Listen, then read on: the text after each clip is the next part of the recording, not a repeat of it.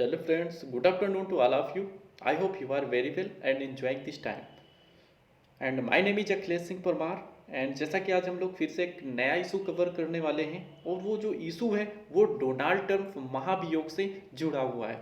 So friends, question यहाँ पे ये बनता है, क्या अब दोबारा प्रेसिडेंट बन पाएंगे डोनाल्ड ट्रंप यूएसए के? सो दोस्तों, इस वीडियो में हम लोग पूरा डिटेल से डिस्कस करने वाले हैं विद एक्सप्लेनेशन के साथ, और एग्जाम पॉइंट ऑफ व्यू से कौन से क्वेश्चन इंपॉर्टेंट हो सकते हैं उनमें भी हम लोग डिस्कस करने वाले हैं। सो फ्रेंड, आप इस वीडियो को पूरा देखें क्योंकि ये video UPSC aspirants and all other competitive aspirants के लिए इंपॉर्टेंट होने वाली है। सो फ्रेंड, आप अपने साथ नोटबुक एंड पेन भी लेके बैठ जाइए क्योंकि बहुत सारे हम लोग एडिशनल फैक्ट्स के विषय में भी जानेंगे जो कि एग्जाम पॉइंट ऑफ व्यू से इंपॉर्टेंट होंगे। सो फ्रेंड्स, और इस वीडियो में हम लोग Indian president versus USA president में भी कंपेयर करेंगे कि दोनों के इम्पीचमेंट में, दोनों के महाभियोग में क्या अंतर है। अगर भारत के प्रेसिडेंट के विरोध में, अगर प्रेसिडेंट के अगेंस्ट में हमें महाभियोग लाना है तो किन किन परिस्थितियों से, किन किन प्रोसेस से हमें गुजरना पड़ता है। एंड वहीं अगर बात करें यूएसए के प्रेसिडेंट के लिए, अगर हमें महाभियोग की प्रक्रिया चलानी है तो वहां पे हमें किन किन प्रोसेस से होके गुजरना पड़ता है। सो फ्रेंड, हम लोग चलते हैं। इसमें मैंने कुछ पिक्चर्स भी ऐड किए हैं जिससे हम लोग जानने की कोशिश करेंगे कि आखिर डोनाल्ड ट्रंप पे महाभियोग प्रक्रिया क्यों लाई जा रही है, क्या रीजन है, और इसके पहले कितने बार लाई गई है, क्या वो सक्सेस हुआ है कि नहीं, जो उनके प्रति इम्पीचमेंट लाई गई थी जो उनके एंटी पार्टी के द्वारा। सो फ्रेंड, अब हम लोग बात करते हैं थोड़ा सा, जैसे कि पिक्चर के माध्यम में आपको साफ साफ दिखाई दे रहा होगा कि यहाँ पे जैसा कि एक तरफ भूरियो है एंड दूसरी तरफ जो कि नवनिर्वाचित राष्ट्रपति जो कि यूएसए के बनने वाले हैं, और कुछ ही दिन बचे हैं, चंद दिनों में ये नए प्रेसिडेंट यूएसए के होने वाले हैं। सो फ्रेंड, जैसा कि हम लोग, अगर मैं फिगर के माध्यम से आपको थोड़ा सा बताने की कोशिश करूं तो यहाँ पे वर्सेज चल रहा है। आई मीन, एक आप डी बोल सकते हैं और आप एक, ये आपके डी और डी, और ये आपके, मैं वर्सेज की बात करूं तो ये आपके हो गए जे। ठीक है, दोनों को ये मत आप जोड़ के बताने लगी है कि डीजे का मतलब कि डीजे बज रहा है क्या, कोई डीजे वाला है क्या, कोई कंडीशन है, ऐसा कुछ भी नहीं है। ठीक है, बात यहाँ पे हो रही कि डी का मतलब डोनाल्ड और जे का मतलब होता है Joy Biden versus. Okay, Donald versus Joy Biden. तो जैसा कि आपको पता ही होगा कि जो डोनाल्ड ट्रंप हैं जो कि 45 नंबर के प्रेसिडेंट थे यूएसए के, और अगर इनकी पार्टी की बात करते हैं तो जो डोनाल्ड ट्रंप हैं वो कहीं रिपब्लिकन पार्टी से बिलोंग करते हैं। ओके फ्रेंड, तो आपको ये जनरली से बेसिक तो आइडिया पता होना चाहिए, आप इसे नोट डाउन कर लीजिएगा। ओके, ये रिपब्लिकन पार्टी से बिलोंग करते हैं। एंड वहीं पे अगर हम लोग बात करते हैं जॉय बिडेन की, तो जॉय बिडेन जो है वो आपके डेमोक्रेटिक पार्टी से बिलोंग करते हैं। और यहीं पे एक क्वेश्चन दोस्तों आपके लिए, आप उसे कमेंट बॉक्स में उसका रिप्लाई जरूर दीजिएगा कि बराक ओबामा किस पार्टी से बिलोंग करते थे। अगर वो पार्टी से बिलोंग करते थे तो उसका आपको सिंबल बताना है, उसका आपको चुनाव चिन्ह बताना है। सो फ्रेंड, ये बात हुई डी वर्सेज जे की। सो फ्रेंड, यहाँ पे जैसे आप इस वीडियो के माध्यम से, इस पिक्चर के माध्यम से आप ये भी साफ साफ आपको दिख भी रहा होगा कि यहाँ पे कहीं ना कहीं एक तरफ आपको डोनाल्ड ट्रंप दिख रहे हैं जो कि अपना एक हाथ उठाए हुए हैं, और वहीं पे दूसरी तरफ आपको दिख रहे होंगे जॉय बिडेन, और यहाँ पे आपका डोनाल्ड ट्रंप है जो कि वहाँ पे ये जो भी हैं वो कह रहे हैं कि अभी मुझे फिर से आना है। वहीं पे देखो जॉय बिडेन की बात करें तो उनके हाथ में एक माइक है और माइक के साथ एक पेन भी लिए हैं। वो कह रहे हैं इस बार हम तुम्हें इम्पीचमेंट के थ्रू इस बार हमेशा के लिए बाहर करने वाले हैं। आई मीन 4 साल के लिए तो बाहर होने ही वाले हो, प्लस 4 साल के जब नया इलेक्शन होगा यूएसए में, इसके बाद भी तुम चुनाव में नहीं खड़े हो पाओगे। तो यहाँ पे भूरियो वर्सेज, यहाँ पे जो चल रहा है मुद्दा वो भूरियो वर्सेज आपका बिडेन चल रहा है। सो फ्रेंड, आई होप ये चीज़ आपको क्लियर हो गई होंगी। वहीं पे अगर हम लोग थोड़ा सा अगर जॉय बिडेन की बात करते हैं तो जो जॉय बिडेन है ये आपके 46 नंबर के प्रेसिडेंट होंगे। ठीक है, नए प्रेसिडेंट जो 20 जनवरी को अपनी ओथ लेंगे, और ये ओथ लेंगे वाशिंगटन हॉल में ओथ लेने वाले। सो फ्रेंड, अब ये बात तो आपको क्लियर हो गई होगी। अब हम लोग चलते हैं कि आखिर इन पे इम्पीचमेंट की व्यवस्था क्यों लाई गई, क्या रीजन है, उन्होंने ऐसा कौन सा काम कर दिया कि वहाँ की जो हाउस ऑफ रिप्रेजेंटेटिव ने इनके खिलाफ इम्पीचमेंट की व्यवस्था ला दी। सो फ्रेंड, अगर हम लोग थोड़ा सा बात करते हैं तो ये बात है जनवरी की, जनवरी 6 के बाद की ये बात है। वहाँ पे कुछ ट्रंप के सपोर्टर्स जो कि कैपिटल हिल्स में जाते हैं। बात करें, आपको जो कैपिटल हिल्स आपको ये दिख रहा होगा, ये कैसे पार्लियामेंट टाइप आपको एक सीनरी दिख रही होगी आपके सामने। तो ये आपको व्यवस्था दिख रही होगी, ठीक है। ये आपका क्या है, यूएसए का जो कैपिटल हिल्स है, वहाँ पे क्या होता है, जो डोनाल्ड ट्रंप के जो सपोर्टर्स हैं वहाँ पे जाते हैं और वहाँ पे वो लोग दंगा रियॉट्स करने लगते हैं। और इस दंगे में ये इतनी बात बड़ी आगे बढ़ जाती है ताकि उसमें बहुत सारे वहाँ पे बमबारी भी लोग करते हैं, वहाँ पे काफ़ी जो झगड़ा भी होता है, वहाँ पे जो भी पत्थरबाजी भी करते हैं। तो इससे कहीं ना कहीं यूएसए पे देखते हैं कि जो हमेशा दूसरे देशों की कंपेयर करता है कि आपके कंट्री में ये नहीं हो रहा, आपके कंट्री में डेमोक्रेसी नहीं, तो वहीं कहीं ना कहीं यूएसए की जो डेमोक्रेसी अब कहाँ पे गई, ठीक है। जो लोग यहाँ पे सपोर्टर्स यानी एंटी पार्टी के लोग वहाँ पे जाके आपस में जो रियॉट्स करते हैं, दंगे करते हैं। सो फ्रेंड्स, आपको ये चीज़ें सोचना होगा, ठीक है। जो देश हमेशा दूसरे की तरफ उंगली उठाता था, आज वहाँ की संसद, वहाँ की पार्लियामेंट में, वहाँ के देश में ये कैसी व्यवस्थाएं हो रही हैं। सो फ्रेंड, आपको ये पता होगा। तो बात ये है कि डोनाल्ड ट्रंप के वहाँ पे सपोर्टर्स जाते हैं और वहाँ पे वो खुद को प्रूव करना चाहते हैं कि नहीं, अभी हमारी पार्टी है, और एक तरह से वहाँ पे कब्जा करने की सोचते हैं। तो आई होप ये चीज़ें आपको यहाँ तक क्लियर हो गई होंगी। सो फ्रेंड्स, अब हम लोग आगे चलते हैं और ये समझते हैं कि आखिर 20 जनवरी को हम लोगों को पता है कि जो डोनाल्ड ट्रंप हैं वो उनका जो टाइम पीरियड है वो ओनली 20 जनवरी तक है, ठीक है। 20 जनवरी के वहाँ के जो नए प्रेसिडेंट है 20 जनवरी तक है, और 20 जनवरी के जो नए प्रेसिडेंट है वो आपके कौन से बनने वाले, जो बिडेन बनेंगे। तो इसके बावजूद भी इन पे इम्पीचमेंट क्यों लाया जा रहा है भाई, अब कुछ ही दिन बचे हुए हैं, ठीक है। आज 16 जनवरी है, 3 ही 4 दिन, तो क्या लाने की व्यवस्था है। सो दोस्तों, इसमें एक बहुत विशेष प्रकार की जो न्यूज है, और इसमें एक विशेष प्रकार की बहुत ही एक स्पेशलाइजेशन है। तो इसको हम लोग बाद में डिटेल में जानेंगे कि आखिर अब कोई ज़रूरी थोड़ी है, 3 से 4 ही दिन बचे हैं, कोई ज़रूरी थोड़ी कि उन पर इम्पीचमेंट लाया जाए, बात खत्म। क्योंकि अब 3 या 4 दिन के बाद जब जॉय बिडेन वहाँ के नए राष्ट्रपति बनेंगे तो कोई मतलब नहीं। बट इसके पीछे बहुत ही बड़ा रीजन है, और वो रीजन धीरे धीरे आपको समझ में आ जाएगा। सो फ्रेंड्स, सबसे पहले अगर हम लोग बात करते हैं, तो आपको पता है कि जो सेरेमनी होने वाली है वाशिंगटन डीसी में होने वाली है, और वहाँ काफ़ी भारी मात्रा में आर्मी भी तैयार कर दी गई है ताकि कोई नया इशू या नया कोई हिंसा या नई कोई दंगे वंगे ना हो। तो इसलिए जैसा कि हो गया, ठीक है। और ये सब कंडीशन कैपिटल हिल्स में है, और कैपिटल हिल्स चूंकि पार्लियामेंट के ही इक्विवेलेंट मानी जाती है। सो फ्रेंड, अब हम लोग थोड़ा से बात करते हैं पार्लियामेंट की और भारत के। आखिर ये तो बात हो गई कि इन पे क्यों इम्पीचमेंट लाया जा रहा है, और ये भी कहा जा रहा है कि डोनाल्ड ट्रंप को वहाँ की पार्लियामेंट में बिलीव नहीं है, वहाँ की जो संसदीय व्यवस्था में उनको विश्वास नहीं है, इसलिए उनके खिलाफ ही इम्पीचमेंट लाया जा रहा है। तो अगर हम लोग थोड़ा सा अगर बात करें, तो ये जो इम्पीचमेंट है, ये क्या पहली बार है डोनाल्ड ट्रंप के ऊपर ये इम्पीचमेंट लाया जा रहा है? नहीं। तो अगर हम लोग बात करते तो इसके पहले भी ये 2019 में इनके खिलाफ ये इम्पीचमेंट लाया गया था, बट वो पूरी तरह से हाउसेज में सक्सेस होने के ना कारण ये इम्पीचमेंट कहीं ना कहीं वहाँ पे फेल हो गया था। बट इस बार 100% चांसेज हैं कि इनके ऊपर इम्पीचमेंट आएगा। सो पहली बार इनकी अगर बात करें तो जो 18 दिसंबर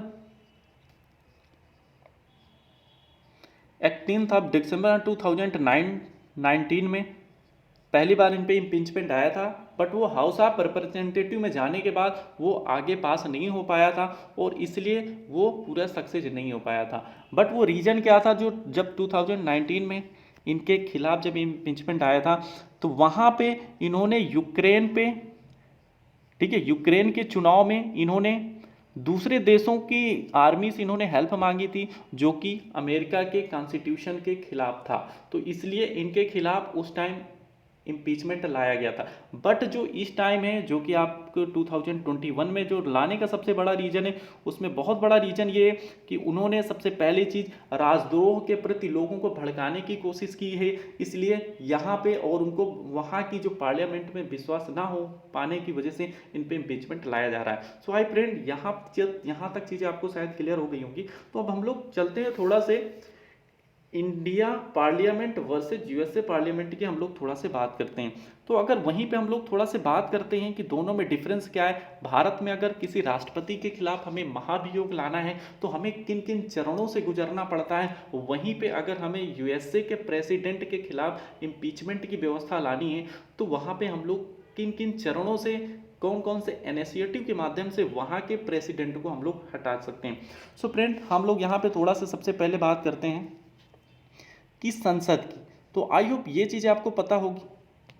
अगर वहीं पे हम लोग सबसे पहले बात करते हैं संसद की, तो जैसा कि जो भारत में संसद के नाम से जाना जाता है, जो भारत की संसद है, वहीं पे अगर हम लोग बात करें तो जो अमेरिका की जो संसद है, अमेरिका की पार्लियामेंट को हम लोग कांग्रेस के नाम से जानते हैं। ठीक है, जैसे भारत में संसद है, वहीं पे अमेरिका में कांग्रेस के नाम से वहाँ की संसद को जानते हैं। ओके फ्रेंड, और जैसा कि भारत की जो संसद है उसके जो मेनली 3 पार्ट्स हैं, जो भारत की संसद है वो तीन चीज़ों से मिलकर बनती है। जो पहला प्रेसिडेंट, एंड सेकंड में राज्यसभा, एंड थर्ड में लोकसभा। तो आई होप ये चीज़ें आपको पता होगी कि जो भारत की पार्लियामेंट है वो president and Rajya Sabha and Lok Sabha से मिलकर बनती है। अगर वहीं पे हम बात करें राज्यसभा को भारत की जो संसद में, इसमें अपर हाउस के नाम से जाना जाता है, उच्च सदन के नाम से जाना जाता है। एंड वहीं पे अगर हम लोग बात करते हैं कि लोकसभा, तो लोकसभा को हम लोग लोअर हाउस के नाम से जानते हैं। तो ये चीज़ें आपको शायद क्लियर हो गई होंगी। अगर वहीं पे हम लोग दूसरी तरफ अगर यूएसए की बात करते हैं, यहाँ पे हम लोग लिख लेते हैं यूएसए की बात करते हैं, यूएसए। तो जब हम लोग यूएसए की बात करते हैं तो यूएसए की भी पार्लियामेंट 3 चीज़ों से मिलकर बनती है। फर्स्ट में प्रेसिडेंट, एंड सेकंड में राज्यसभा के जैसे ही वहाँ पे, बट उसका राज्यसभा नाम ना देके वहाँ पे राज्यसभा को सीनेट के नाम से जानते हैं, सीनेट के नाम से जानते हैं। और यहाँ पे एक क्वेश्चन और इम्पोर्टेंट हो जाता है, दुनिया का जो सबसे पावरफुल हाउस है वो सीनेट ही हाउस है, जो कि यूएसए के पार्लियामेंट का हाउस है। तो आई होप ये अगर क्वेश्चन कभी भी बने कि दुनिया का सबसे शक्तिशाली पार्लियामेंट कौन है, तो आप बताओगे यूएसए का पार्लियामेंट सीनेट है। वहीं पे अगर हम लोग जैसे भारत की तरह अगर लोकसभा है वहाँ पे, बट लोकसभा को वहाँ पे हाउस ऑफ रिप्रेजेंटेटिव के नाम से वहाँ पे जानते हैं। तो आई होप यहाँ तक चीज़ें क्लियर हो गई होंगी। सो फ्रेंड, अब हम लोग बात करते हैं कि भारत में अगर राष्ट्रपति के खिलाफ हम लोग महाभियोग लाते हैं तो वहाँ पे उसका उल्लेख कॉन्स्टिट्यूशन में, क्योंकि जब ऐसी व्यवस्थाएं होती हैं, जब हम किसी पार्लियामेंट के, जब हम किसी देश का कानून चलाते हैं तो देश का कानून हमारे 2 तरह से चलता है। एक तो आपका सबसे जो मेन होता है वो वहाँ का संविधान होता है। ठीक है, सो फ्रेंड, अगर हम लोग बात करते हैं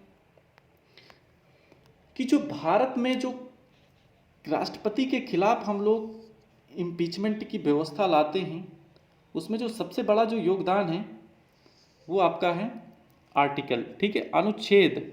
तो जैसा कि उल्लेख दिया गया है आर्टिकल नंबर 61 में भारत के राष्ट्रपति के खिलाफ इम्पीचमेंट की व्यवस्था की गई है। वहीं पे अगर हम लोग यूएसए की बात करते हैं, अमेरिका की, तो वहां पे इनका जो constitution amendment act 14th, I mean 14वें संविधान संशोधन एवं 25वें संविधान संशोधन के माध्यम से वहाँ पे अगर किसी राष्ट्रपति के खिलाफ आपको महाभियोग लाना है तो इस संविधान संशोधन के माध्यम से वहाँ पे महाभियोग लाते हैं। बात हुई क्योंकि वहाँ का जो कॉन्स्टिट्यूशन है, वहाँ का जो अमेरिका का कॉन्स्टिट्यूशन है वो संशोधन के माध्यम से चलते हैं, और जो भारत का जो संविधान है, कॉन्स्टिट्यूशन है, वो अनुच्छेद के माध्यम से चलता है। तो आई होप ये चीज़ें क्लियर हो गई। अब बात ये आती है कि अगर भारत में महाभियोग की प्रक्रिया राष्ट्रपति के खिलाफ लाना है तो उसका प्रोसेस क्या होता है, क्यों, किस माध्यम से लाया जाता है। तो भारत में महाभियोग लाने की क्रिया का सबसे बड़ा रीजन है, यदि कोई राष्ट्रपति संविधान का उल्लंघन करता है, भारत में संविधान के उल्लंघन करने पर, संविधान के उल्लंघन करने पर भारत के राष्ट्रपति के खिलाफ महाभियोग की प्रक्रिया चालू की जा सकती। वहीं पे अगर हम लोग बात करते हैं यूएसए की, तो जब यूएसए की बात करते हैं तो यूएसए में जो सबसे बड़ा फैक्टर ये है कि अगर यूएसए का प्रेसिडेंट पद का निर्वहन नहीं कर पाता है, पद को संभालने में असमर्थ है, तो सबसे पहली चीज वहां पे हाउस ऑफ रिप्रेजेंटेटिव में उस इम्पीचमेंट की व्यवस्था लाई जा सकती है। अगर किसी राष्ट्रपति को राजद्रोह में लिप्त पाया गया, राजद्रोह के मामले में एवं रिश्वत के मामले में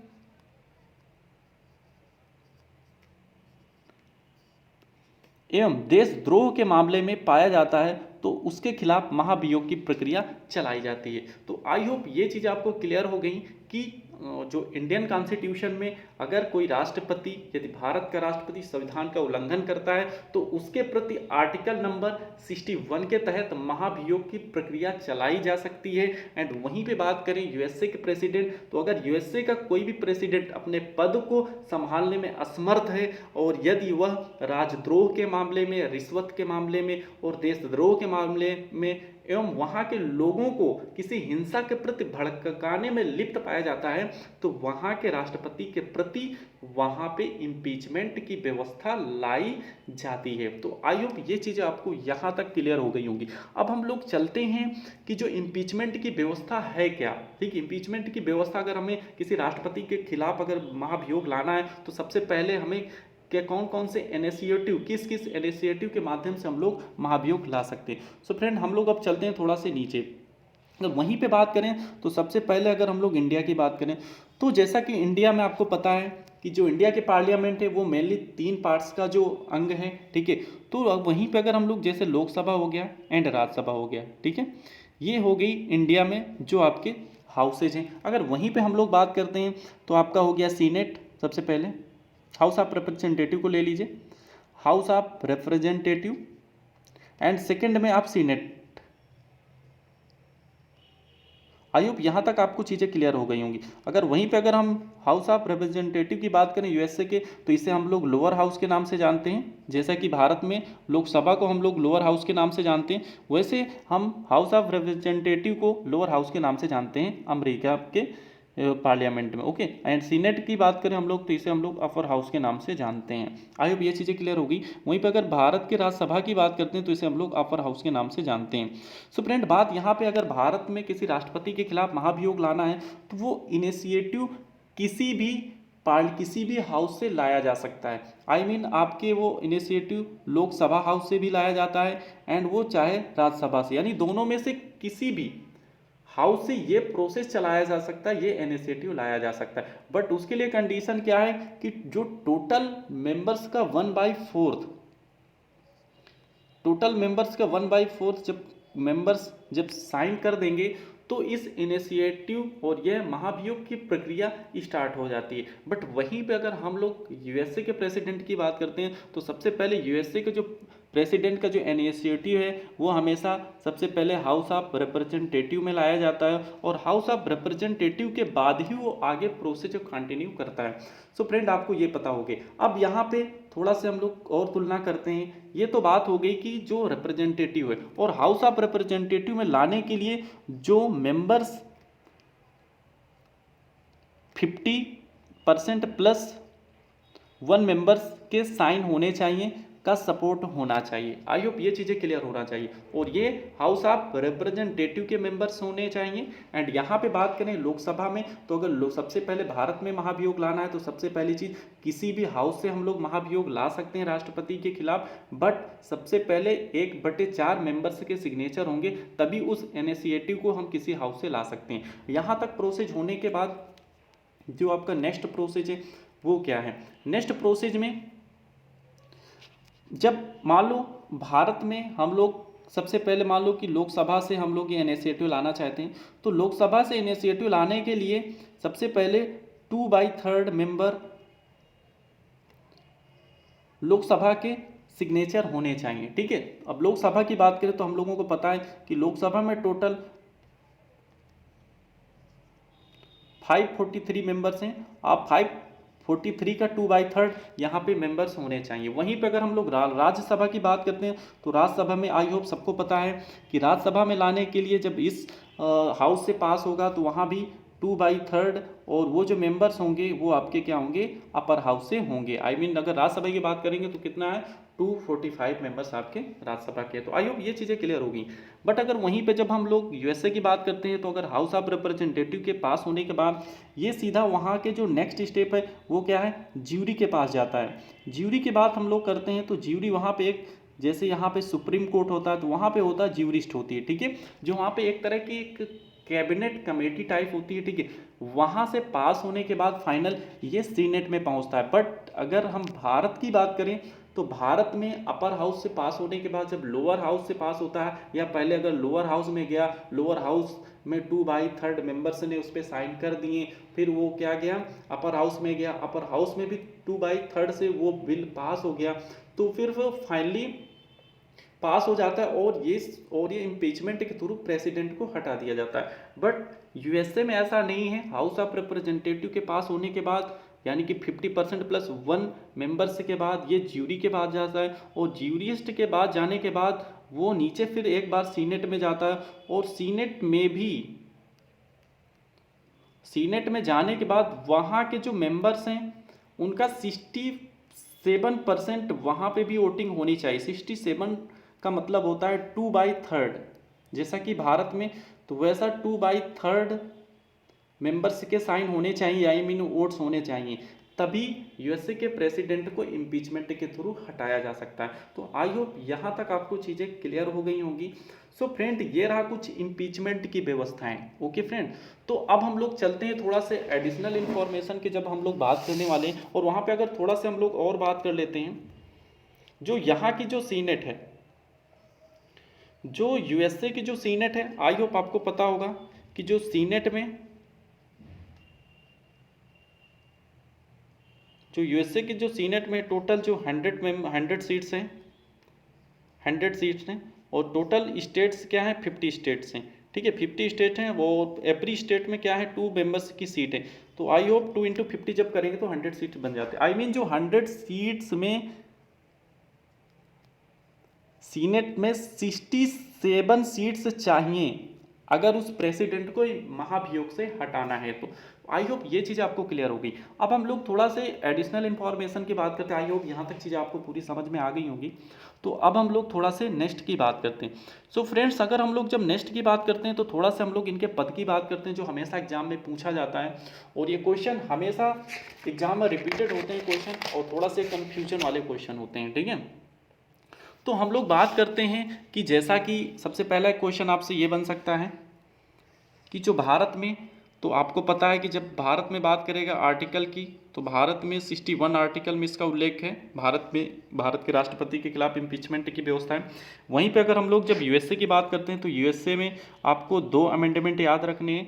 एक आपका हो गया 14th नंबर का अमेंडमेंट, और एक हो गया आपका 25th नंबर का अमेंडमेंट। आई होप ये चीज़ें आपको नहीं भूलनी चाहिए। नेक्स्ट में क्वेश्चन बनते हैं, वहीं पर भारत में जो राष्ट्रपति का पद कहाँ से लिया गया, तो वहीं पे जब हम लोग पद की बात करते हैं, तो राष्ट्रपति का जो पद है वो आपके ब्रिटेन के कॉन्स्टिट्यूशन से लिया गया, जैसा कि हमें पता है ब्रिटेन की कॉन्स्टिट्यूशन से ये लिया गया है। अगर वहीं पे हम लोग बात करते हैं महाभियोग की जो प्रोसेस कहाँ से लिया गया है, तो महाभियोग की प्रोसेस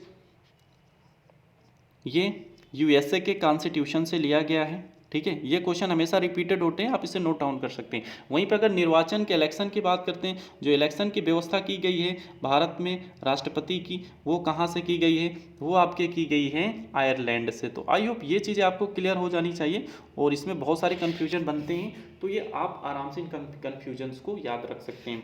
तो आई होप ये चीज़ें आपको क्लियर हो गई होंगी। आई होप ये वीडियो आपको अच्छा लगा होगा। अगर आप अच्छा लगा हो वीडियो तो ज़रूर आप कमेंट के थ्रू आप जो भी लिखना चाहते हैं आप लिख भी सकते हैं, और अगर वीडियो आपको अच्छा लगा तो आप लाइक करिएगा, और फ्रेंड्सों को शेयर कर दीजिएगा, और सब्सक्राइब भी कर लीजिएगा। ठीक है, मेरा यही मकसद है कि आपको जो भी कुछ इशू आते हैं करंट, जिनको समझने में प्रॉब्लम्स होती हैं, उनको इस वीडियो के थ्रू क्लियर किया जाए, और डेली नहीं तो अल्टरनेट हम लोग इन इशूज़ पे बात कर सकते हैं। तो आई होप ये आपको क्लियर हो गई होंगी, और ये वीडियो यूपीएससी एस्पिरेंट्स और ऑल कोई भी स्टूडेंट है जो इस कॉम्पिटिटिव एग्जाम्स की प्रिपरेशन कर रहे हैं, उनमें कहीं ना कहीं ये क्वेश्चंस आपको देखने के लिए जरूर मिलेंगे।